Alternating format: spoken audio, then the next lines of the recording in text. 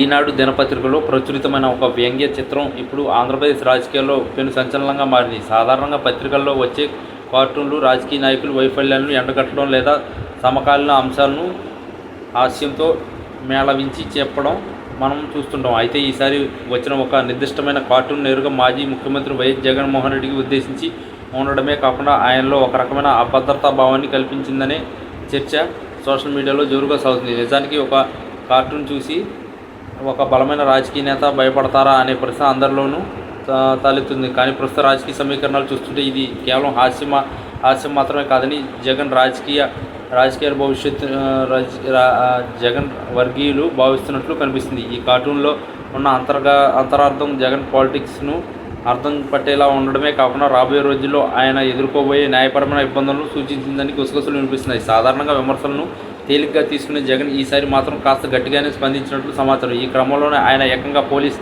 Station మెట్లు ఎక్కి ఫిర్యాదు చేశారనే వార్త పొలిటికల్ వర్గాలు హాట్ టాపిక్ అయింది. ఒక పత్రికా స్వేచ్ఛను అడ్డుకోవడం తన ఉద్దేశం కాదని, అయితే తన వ్యక్తిగత హననాన్ని పాల్పడేలా ఉన్న ఆ కార్టూన్ వెనుక పెద్ద కుట్ర దాగి ఉందని ఆయన తన ఫిర్యాదులో పేర్కొన్నట్లు ఊహాగానాలు వినిపిస్తున్నాయి. సాధారణంగా కార్టూనిస్టులు గీసే గీతలు అధికారుల్లో ఉన్నవారికి చురకలు వస్తాయి. కానీ ఇప్పుడు ప్రతిపక్షంలో ఉన్న జగన్కు ఈ స్థాయిలో స్పందించడం వెనుక ఉన్న అసలు కారణం ఏంటనేది ఆసక్తికరంగా మారింది. పోలీస్ స్టేషన్లో ఫిర్యాదు చేయడం ద్వారా ఈ విషయాన్ని జాతీయ స్థాయిలో చర్చకు తీసుకెళ్లాలని వైసీపీ భావిస్తుంది. ఈనాడు వంటి పెద్ద పత్రిక రాజకీయ కక్షతోనే ఇట్లాంటి చిత్రాలు ప్రచురిస్తుందని, తద్వారా ప్రజల్లో తనపై ఉన్న గౌరవాన్ని తగ్గించే ప్రయత్నం చేస్తుందని జగన్ ఆవేదన వ్యక్తం చేసినట్టు తెలిసింది. అయితే మరోవైపు టీడీపీ శ్రేణులు మాత్రం జగన్ తీరును ఎద్దేవా చేస్తున్నారు. ఈ ఒక చిన్న కార్టూన్కే భయపడి పోలీస్ స్టేషన్కి వెళ్ళడం అంటే ఆయన ఓటమిని అంగీకరించినట్లని వారు విస్మరిస్తున్నారు.